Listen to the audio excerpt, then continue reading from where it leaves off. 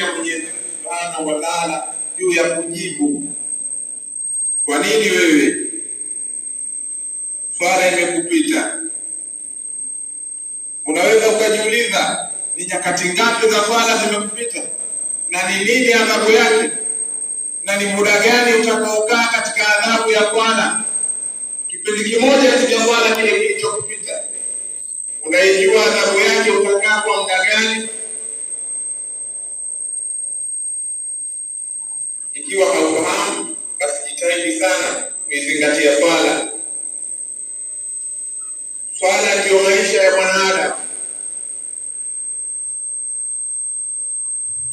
Maisha yako yote, basi izingatie sana swala.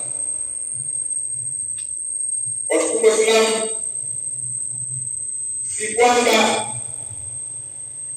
tunashikilia sana swala kwa kuwa ndio kitu cha kipekee ndani ya Uislamu, bali swala ndio moyo. Kama vile wewe unapokuwa una tatizo la moyo, unapata taabu katika maisha yako, basi unapoiacha swala unapata taabu pia. Uislamu wako unakuwa hauko sawa. Moyo ndio unaendesha mwili. Mishipa yote ya damu inapitia katika moyo, basi ndivyo ilivyo swala katika maisha yako. Unatakiwa ulitambue hilo na ulizingatie. Ikiwa wewe hauna dharura yoyote wala hauna udhuru wowote, na ilivyo sasa katika swala hakuna udhuru, hayo unayojitia wewe kuwa ni udhuru wako ndani ya swala, hayo hayapo, isipokuwa kwa mwanamke kwa muda maalum ambao yeye amewekewa kwamba atakapokuwa katika hali hiyo, si vyema yeye kuswali, lakini atakapotoka katika hali hiyo anatakiwa arudi barabarani kwa ajili ya kutekeleza swala yake. Na kwa mwanamume ni wakati mdogo tu, bali atakapokuwa amelala au kasahau, lakini atakapokumbuka aelekee mahali kwa kuitekeleza ibada ya swala. Hakuna jingine. Utakapokuwa unaumwa, kuna namna ambazo wewe umewekewa uitekeleze kwa hali yoyote utakayokuwa wewe. Na wewe swala utaiacha kwa jambo moja. Utakapokuwa wewe haupo ulimwenguni, ndiyo swala kwako haipo, ndiyo ruhusa kwako wewe usiswali, kwa kuwa haupo ulimwenguni. Lakini ikiwa upo duniani na una nguvu zako na una akili timamu, basi ni wajibu kwako uitekeleze ibada ya swala. Wala usijitie kona za kujitia heka nyingi au dharura nyingi kwa namna yoyote, hali yoyote utakayokuwa wewe katika maradhi ya aina yoyote. Ikiwa unakupatikania muda tu mdogo, basi tekeleza ibada ya swala. Si viungo havifanyi kazi, viungo vyako vyote lazima kipo kiungo kimoja kitakuwa kinafanya kazi. Hicho kinatakiwa kiitekeleze swala. Alafu wewe unasema una dharura, una mambo mengi. Kwa Mwenyezi Mungu Subhanahu wa Ta'ala hilo halipo. Watukufu Waislamu, Mtume Muhammad sallallahu alaihi wasallam anasema katika hadithi yake kwa kusema, وعن بريدة رضي الله عنه قال سمعت رسول الله صلى الله عليه وسلم يقول العهد الذي بيننا وبينهم الصلاة فمن تركها فقد كفر. رواه الترمذي وقال حديث.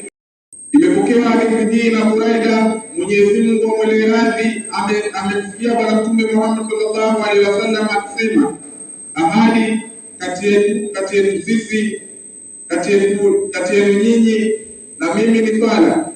Mwenye kuacha swala amekufuru. Hivyo ndugu zangu watukufu Waislamu, tushikamane sana na swala, kwani swala ni nuru yetu ya siku ya Kiyama. Watukufu Waislamu, ahadi iliyo kati yako wewe mja na Mwenyezi Mungu Subhanahu wa Ta'ala ni swala. Hivyo mwenye kuiacha swala anatakiwa atambue kuwa yeye amekufuru, kwamba wewe umeenda kinyume na ile ahadi ya Mwenyezi Mungu Subhanahu wa Ta'ala, kwamba wewe umevunja ahadi. Siwa unalalamika pale unapoonekana muongo na mja mwenzio, ikiwa mmepanga kitu alafu wewe umekwenda kinyume, na hapo umevunja ahadi na Mwenyezi Mungu kwamba yeye ndiye aliyekuumba na amekupangilia yote yaliyoko maishani mwako, na yeye ndiye anayejua wewe time gani utaondoka hapo ulimwenguni. Sasa kama umebakisha sekunde chache alafu unadharau swala, utakuwa katika hali gani wewe? Na tunatakiwa tutambue, watukufu wa Islam, ulimwengu uko mwisho, ulimwengu umekwisha. Ukiwa una simu kubwa au mfuatiliaji wa taarifa za habari, angalia tabu anayoipata wenzetu katika mataifa ya Ulaya. Leo mtu anashindwa kutoka nje katika nyakati kama hizi, jua lilivyo kali, na huo ni mfano tu wa Kiyama. Tunaambiwa jua litashushwa dhiraa 70, basi kwa wenzetu hiyo hali wanayo. Nyuzi joto 41 unapulika kitu kama plambeni kama nini, si mpaka ubalike jikoni, wao yai linaiva katika baraza. Watukufu wa Islam, niliona klipu moja, kifaranga cha kuku kimetoka tujuani, kinataka kivuke barabara, hakikuchukua hata hatua 3, kimekufa kwa mvuke wa jua ulivyo mkali.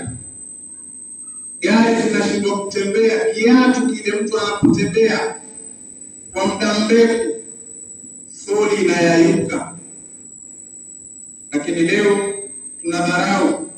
Je, ni nani anayeyafanya yale? Ile hali inatokea wapi? Watukufu wa Islam, haya yote tunayoyazungumza, haya yote tunayoambiana, tunatakiwa tutambue wazi ya kwamba yapo na yatatukuta. Kila lile ambalo tunaamrishwa kulifanye ikiwa ni jema, basi ni wajibu wetu kulitekeleza kwa nafasi